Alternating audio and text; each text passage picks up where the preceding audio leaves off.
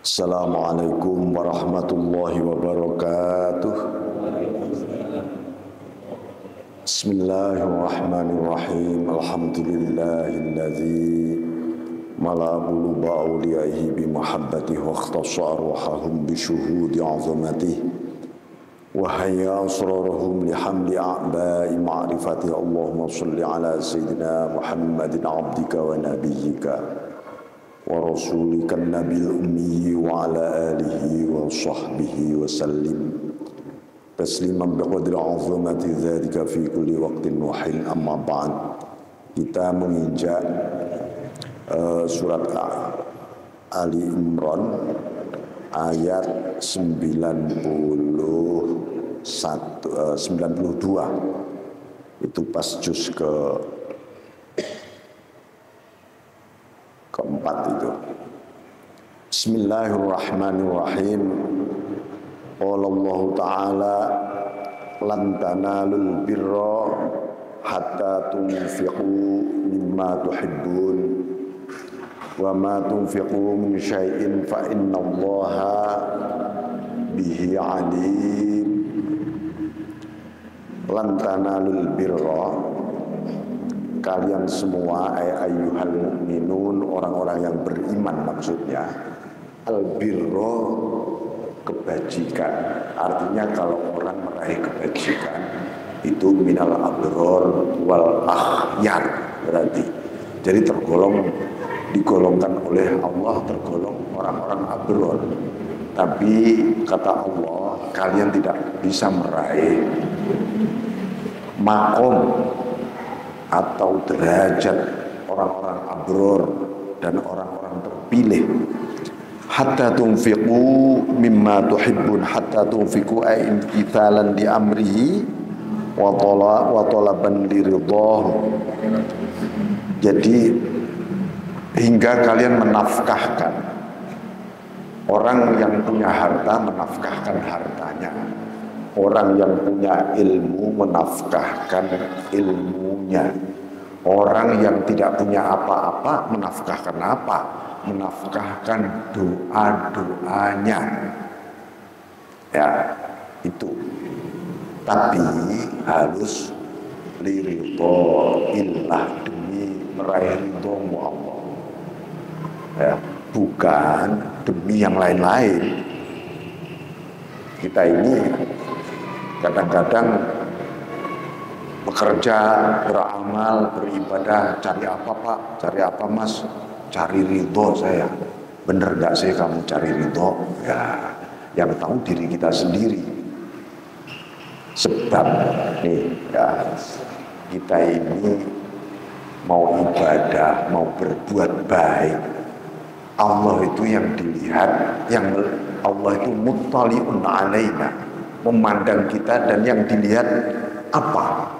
Hati kita. Ya, hati kita ini yang dilihat oleh Allah. Ini benar-benar hambaku ini cari ridhoku, ikhlas benar-benar, berserah diri padaku atau enggak ya? Makanya paling sederhana ya ketika kita mau sholat. Mau sholat itu, ya Allah, Engkau sedang memandang hatiku Tuhan. Bukan melihat bacaanku, ini. Enggak, Engkau sedang memandang hatiku Tuhan. Nah itu harus kita ingatkan pada diri kita sendiri. Kita gak mau berbuat apa saja.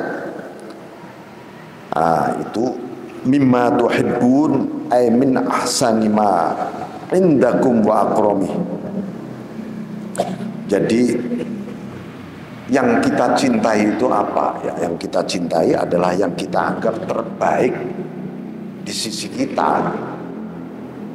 Gitu. Jadi memberikan sesuatu untuk jalan Allah adalah sesuatu yang paling kita sukai. Kenapa? Hubungan mahabbah terhadap objek yang kita senangi ini kok dikaitkan dengan albirru, kebajikan. Karena ketika kita memberikan sesuatu yang terbaik dari diri kita, pada saat yang sama kita sebenarnya sedang melawan nafsu kita. Ya itu yang dinilai oleh Allah hebat itu karena kamu melawan nafsumu ketika itu. Bismillahirrahmanirrahim.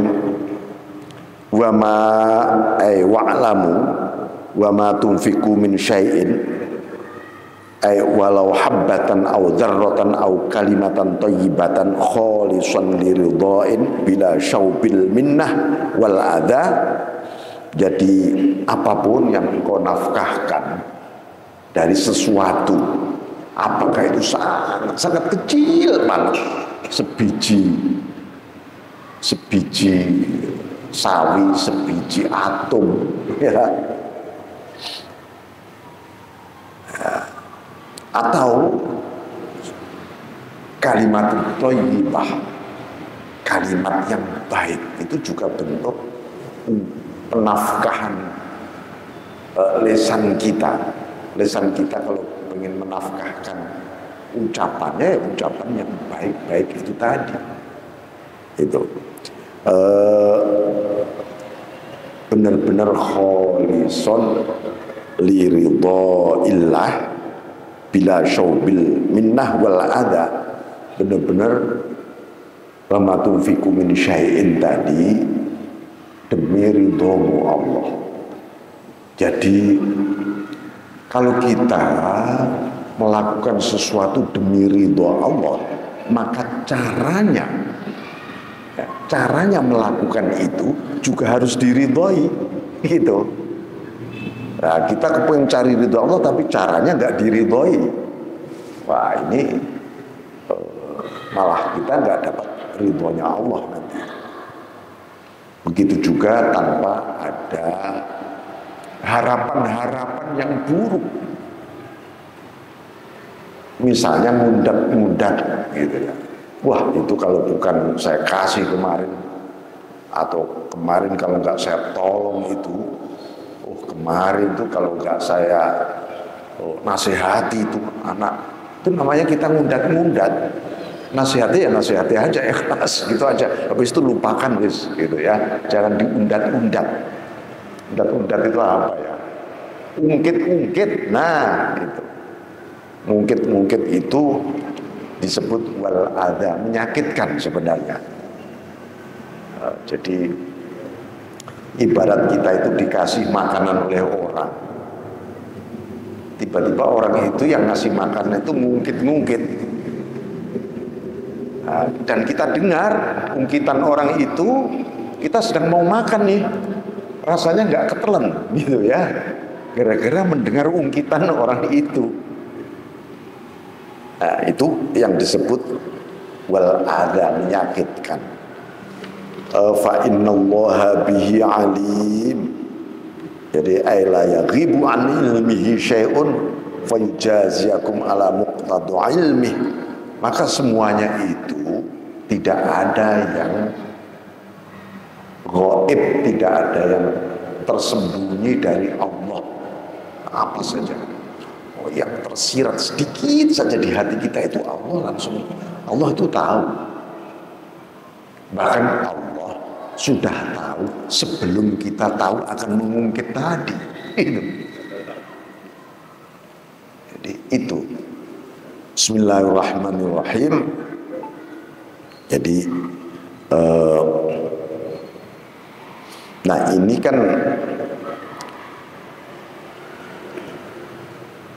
ini gambaran sebenarnya menghantam. Jangan sampai kita itu seperti orang Yahudi lah ya. Yahudi itu memang suka ngungkit-ngungkit. Ntar kalau sudah ngungkit-ngungkit, dia minta yang lebih. Kalau perlu dirubah-rubah. Pokoknya isinya gengsi saja kayak Yahudi.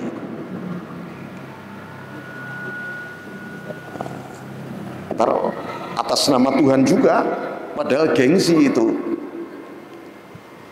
Oleh karena itu orang Yahudi itu seringkali mengklaim bahwa apa yang diharamkan pada waktu itu, ada halal, ada haram soal makanan-makanan terutama, itu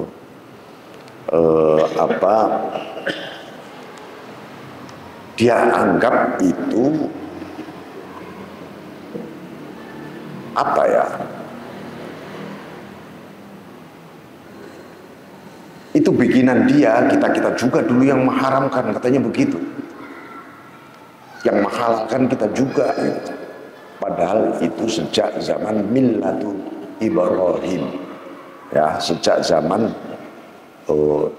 jadi terutama ini kalau ayat berikutnya ini kullut ta'ami kana hillal li bani Israil, asalnya itu semua makan itu halal, apa saja halal terhadap untuk Bani Israel.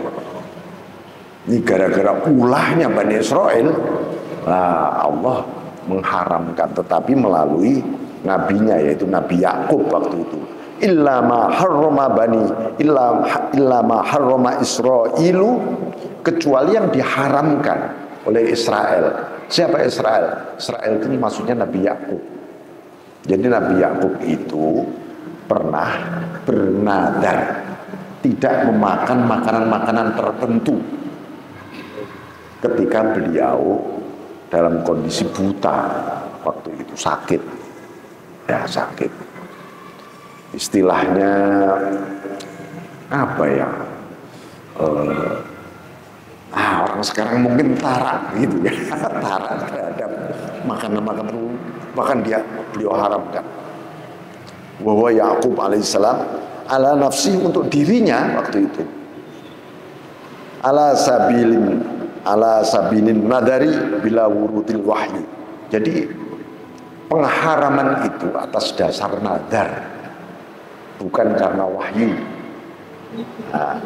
Nah sekarang di era ahkamus syariah, hukum syariat kita ini, nadar untuk tidak memakan sesuatu, misalnya aku nadar untuk mulai sekarang tidak akan, mulai besok nggak makan tempe gitu misalnya, contoh, itu nadar Anda tidak sah. Kenapa? Karena mengharamkan yang halal. Itu melanggar nadar, mengharamkan yang halal atau menghalalkan yang haram misalnya, ya. Saya bernadar mulai besok mau minum arak gitu, minum khamr gitu. Itu yang nggak sah juga. Tetapi Anda kena kafarat nadar, walaupun nadar itu tidak sah, tapi Anda tetap kena kafarat nadar. Apa? Memberi 10 pakaian orang miskin, atau 10 makanan orang miskin, atau puasa 3 hari. Gitu ya. Banyak loh orang itu lupa nadarnya. Ya, mungkin keceplosan apa, nggak taunya bernilai nadar. Bablas aja, atau dilupakan aja. Efeknya apa? Efek nadar itu. Efek nadar itu, ini salah satu rahasia efek nadar ya, yang dilupakan atau tidak dibayar kafaratnya. Itu kadang-kadang kita ini kerja gitu ya, udah bagus gitu, tiba-tiba gagal, kerja lagi, gagal lagi, kerja lagi, gagal lagi.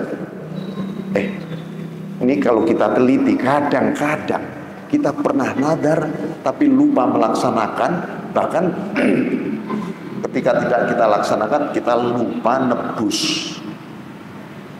atau bayar kafarat nadar tadi.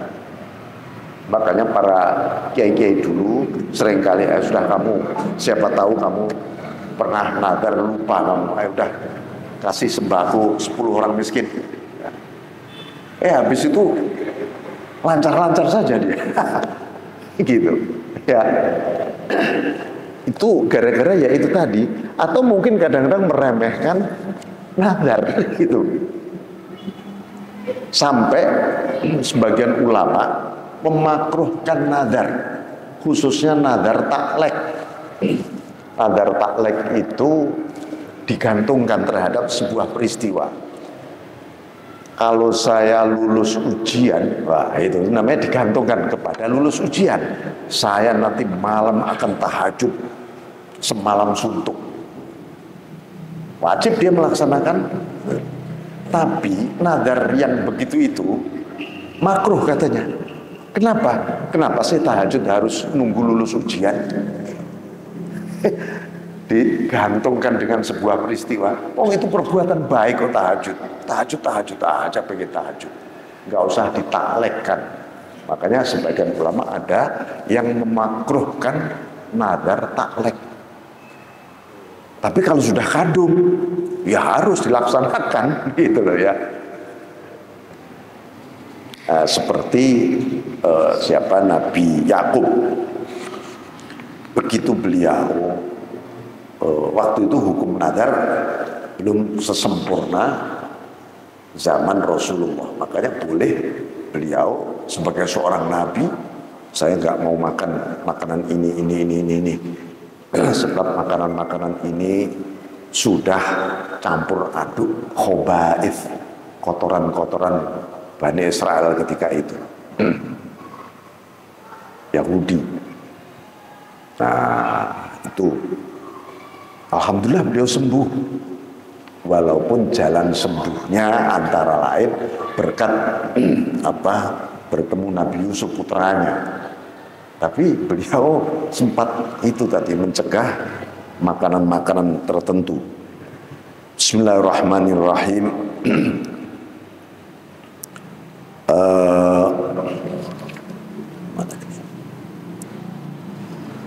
Min qabli an tunazzala Taurat, sebelum Taurat diturunkan. Jadi kitab Taurat belum diturunkan kepada Nabi Musa, itu sudah ada hukum halal haram. Sejak zaman millatu Ibrahim, sejak zaman aturan-aturan agama di zaman Nabiullah Ibrahim alaihissalam. Bismillahirrahmanirrahim.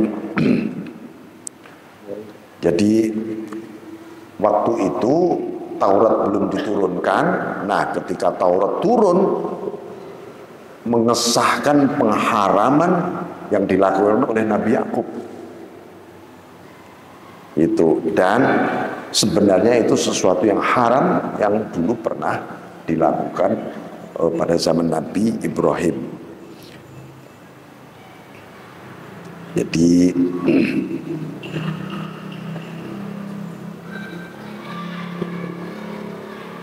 Jadi apa kata orang-orang Yahudi? Lasna awwalu man harrama alaihi hadhil asya' al-muharramah. Kami ini kan bukan orang yang pertama kali mengharamkan ini semua. Ini sih warisan haram ini dari nenek moyang kita dulu. Kita hanya mengikuti tradisi mereka saja. Katanya begitu. Qul, katakan Muhammad lahum pada orang-orang Yahudi ini ilzaman menetapkan fatu bit taurati fatluha. Kamu kok nggak percaya? Ayo buka kitab-kitab Taurat. Ada loh di dalam kitab Taurat tentang keharaman itu. Ala ru'usil asyhad, dengan mata kepala langsung lihat, baca. Makanya fatlu bit Taurat. Maksudnya apa? Dulu yang pernah diharamkan oleh Nabi Ibrahim juga diharamkan oleh kitab Taurat. Sebelum Taurat turun, Nabi Yakub pernah mengharamkan sesuatu. Sebenarnya itu sempat dihalalkan oleh Bani Israel sendiri, tapi diharamkan kembali. Rupanya ketika Taurat ada, memang benar Taurat pun mengharamkan makanan-makanan tertentu. In kuntum shadiqin ay fi da'wakum wa illa faqatif taraitum ala kitabillahi ma laysa fi.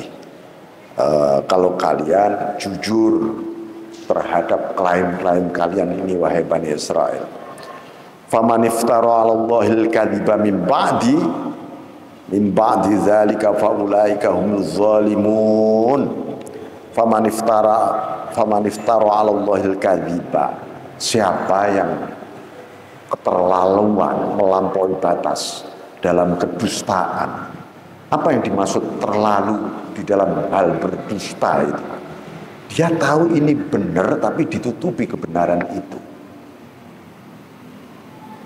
Nah, itu namanya dusta yang sudah melampaui batas. Ya, udah tahu, dia sendiri lihat, dia nggak akui itu, dia tutup-tutupi. Ya, jadi mimba didzalika ayat dalil wal burhan, bukti nyata jelas. Faulaika mereka yang lebih memihak. Ini kenapa sih kok sampai melampaui batas? Ya karena memiliki selera, mengikuti selera. Di dalam diri kita ini ada selera. Ya, nah hati-hati, iki selera apa kata hatiku ya? Selera itu memihak pada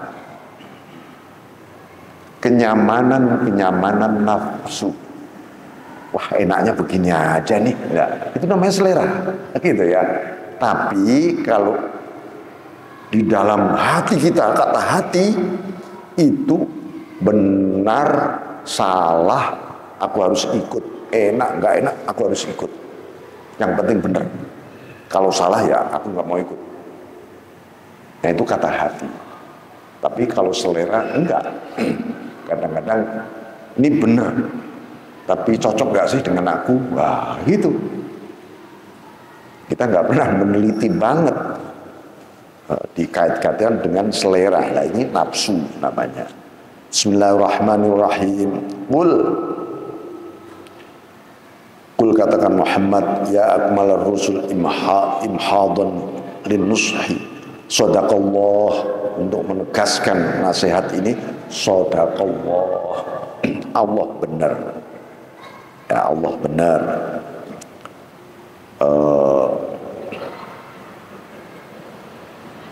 Jadi bahwa pengharaman ini sejak zaman Nabi Ibrahim, tiba-tiba kalian ini menghalalkan semuanya.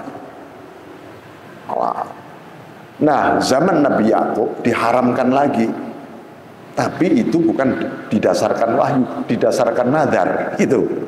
Walaupun itu sebenarnya relevan dengan wahyu. Fattabi'u millata Ibrahim hanifa, maka ikutilah agama Ibrahim. Jadi aturan-aturan zaman Nabi Ibrahim itu ya, kan Nabi Ibrahim menyebutkan wa ana awwalul muslimin. Nabi Ibrahim itu muslim, Islam, agamanya Nabi Ibrahim apa? Islam, bukan Yahudi, bukan Nasrani, Islam. Nah, ini dari nabi ke nabi, ini sebenarnya agamanya Nabi Ibrahim semua. Nabi Musa, Nabi Isa, Nabi Ibrahim semua menjadi sempurna betul. Millata Ibrahim itu di era Rasulullah. Makanya Rasulullah menyebutkan kita mengikuti millata Ibrahim,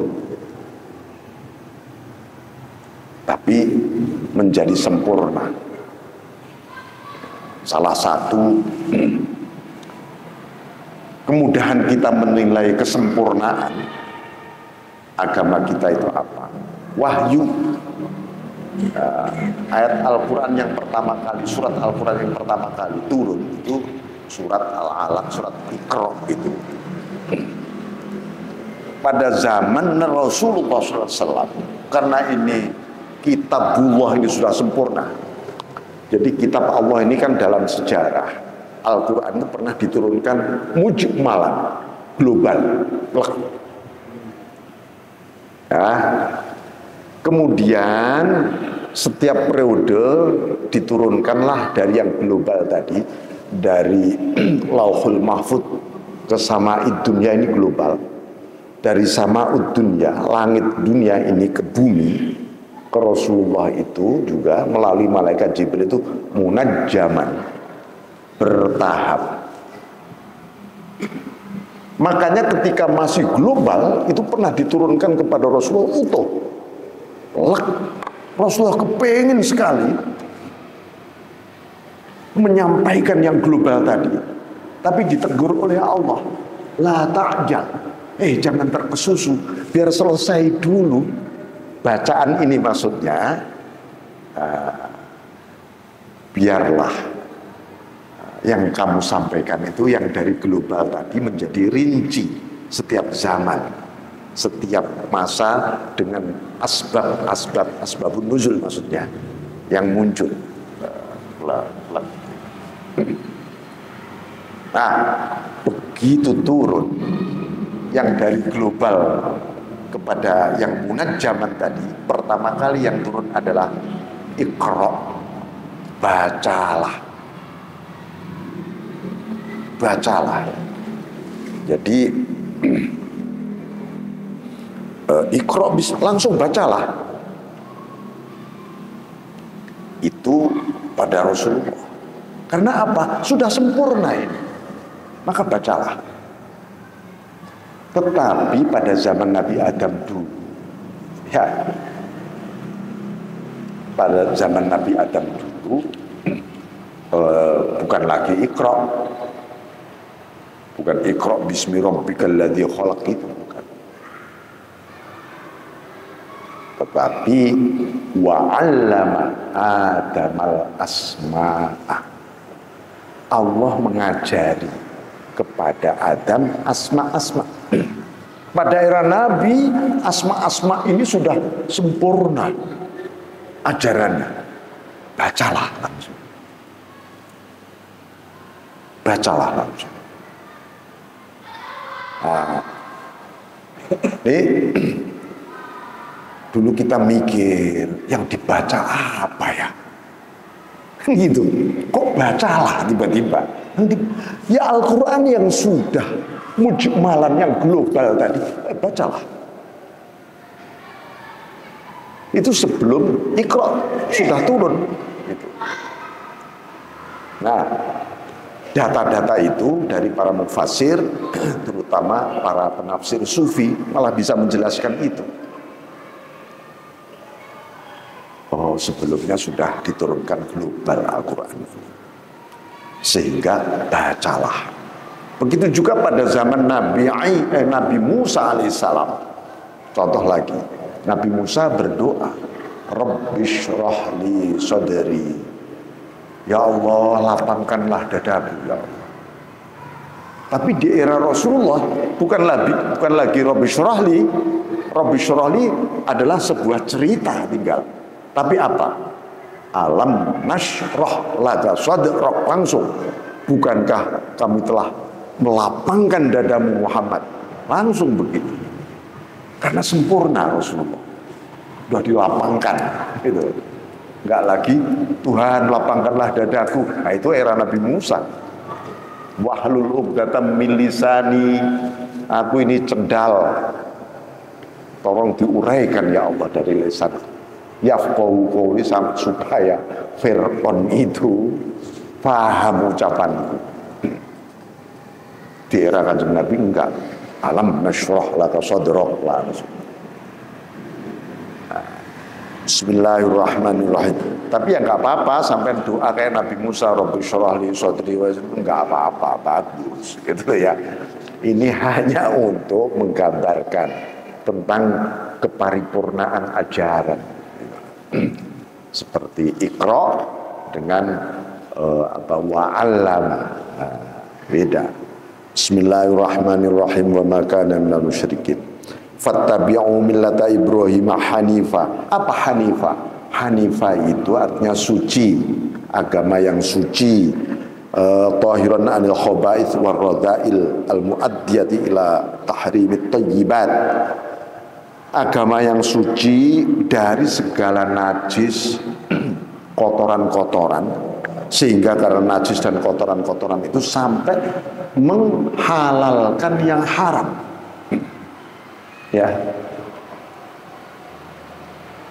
Sekarang malah menjadi sebuah perilaku psikologis, perilaku. Karena jiwa kita kotor, yang haram pun kita makan. Kita halalin katanya. Ini karena kotoran-kotoran. Jangan sampai kita kayak Yahudi lah gitulah ya. Jadi Yahudi itu akhirnya menghalalkan segala cara. Sampai perang Israel gak selesai, ya karena Yahudi dengan mafianya menghalalkan segala cara. Itu sudah ada di Quran. Idhu ala surati tauhid wajadatil i'tidal, karena Hanifah itu agama Ibrahim ini adalah jalan tauhid, jalan tidak pernah menyekutukan Allah. Ya Allah, wahdahu la syarikalah, Engkaulah satu-satunya Tuhan yang enggak ada siapapun selain Engkau. Bahkan lalu kita jadikan wirid. Wirid itu ya yang menyusun wiridnya ya Rasulullah gitu loh ya. La ilaha illallah wahdahu la syarikalah. Jadi orang itu kalau sudah la ilaha illallah wahdahu la syarikalah itu mestinya selain Allah nggak ada. Yang karena engkau wahdah, engkaulah satu-satunya Allah. Yang lain nggak ada.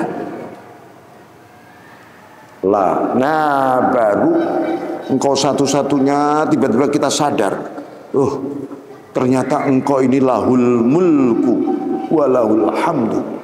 Seluruh semesta ini kerajaan dan milikmu Tuhan. Karena engkau satu-satunya yang memelihara, yang ini. Walahul hamdu, yang berhak dipuji yang engkau semua Tuhan. Enggak ada yang lain. Makanya kalau kita sudah di wilayah itu, hidup ini penuh alhamdulillah sebenarnya. Enak, enggak enak, alhamdulillah. Enggak ada yang cacat. Itu di wilayah hakikat itu enggak ada yang cacat. Di wilayah syariat baru ada tampak. Ini halal, ini haram, ini salah, ini hak, ini batil, ini neraka, ini surga. Itu wilayah syariat. Karena kita ini hidup di wilayah syariat, ya harus kita jalani. Kalau nggak ada wilayah syariat, tatanan hidup bisa bubrah. Itu ya. Karena syariat itu liislahid dhawair, menata kehidupan ini. Ia menata, makanya hubungannya dengan alam lahir. Sholat itu alam lahiriah, puasa itu alam lahiriah. Ikhlasnya ibadah, khusyuknya sholat itu baru alam batiniyah. Nah, itu. Bismillahirrahmanirrahim. Wa ma kana minal musyrikin.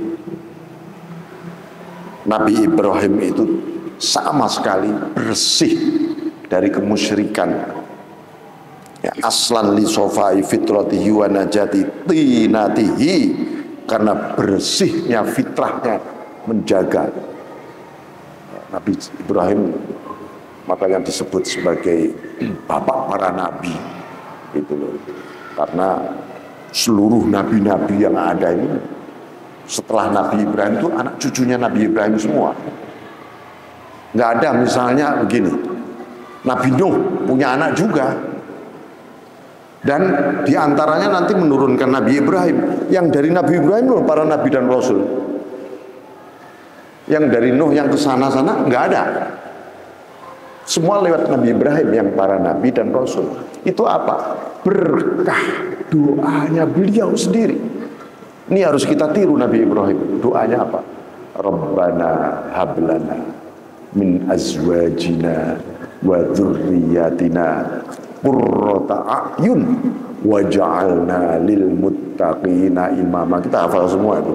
Ya Allah, berikanlah kami istri dan anak cucu kami menjadi manusia-manusia yang membahagiakan hati kami, dan jadikanlah di antara mereka itu para pemimpin-pemimpin yang takwa. Benar, diijabah oleh Allah menjadi para nabi dan rasul, anak cucunya, sampai pada Rasulullah. Itu istilahnya genetikanya itu ya. Kalau diteliti lewat tes DNA, semua ke Nabi Ibrahim gitu. Para nabi dan rasul. Jadi ini maka Nabi Ibrahim karena kesucian jiwa dan seterusnya, itulah sehingga diberi amanah oleh Allah untuk membangun, merenov sebenarnya Ka'bah.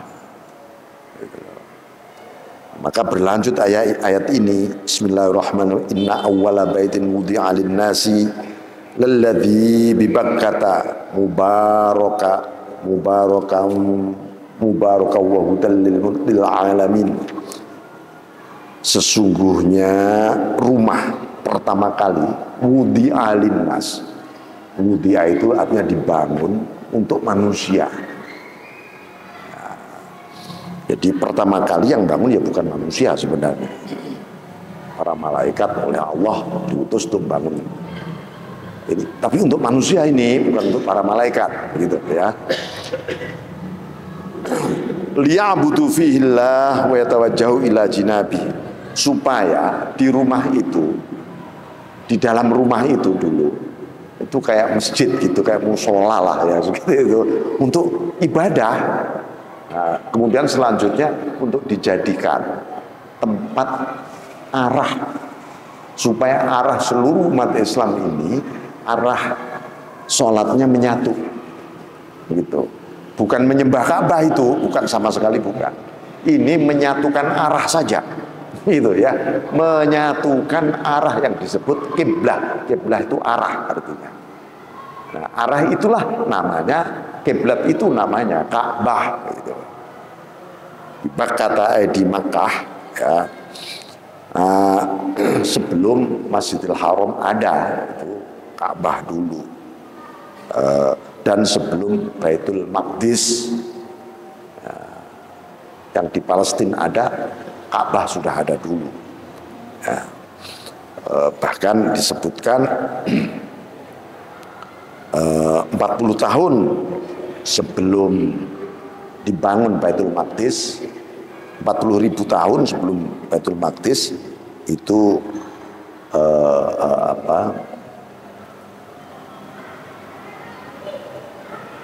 40 tahun ya, 40 tahun itu baru dibangun Baitul Maqdis. Mubarakan katsirul khair wan naf'i, bisa gini, jadi penuh dengan berkah. Kenapa yang disebut penuh dengan berkah? Maksudnya hadirnya Ka'bah itu membuahkan reproduksi kebajikan. Seperti kebajikan itu diproduksi, wah, berlimpah kayak pabrik kebajikan. Ka'bah itu namanya mubarakah. Berkah itu begitu itu. Hidupmu berkah enggak? Berkah. Tandanya apa? Oh, setiap hari aku tambah baik. Hatiku tambah baik, tambah ikhlas, tambah tawakal, tambah sabar. Barokah namanya itu. Itu ya. Bukan, wah, hartanya melimpah, asik ini, bukan. Ya, barokah itu. Empat. Wahudal lil alamin, sebagai petunjuk lil alamin, bagi seluruh umat manusia untuk mengenal tauhid dzati, tauhid sejati yang sesungguhnya ya, tauhid yang sejati ya.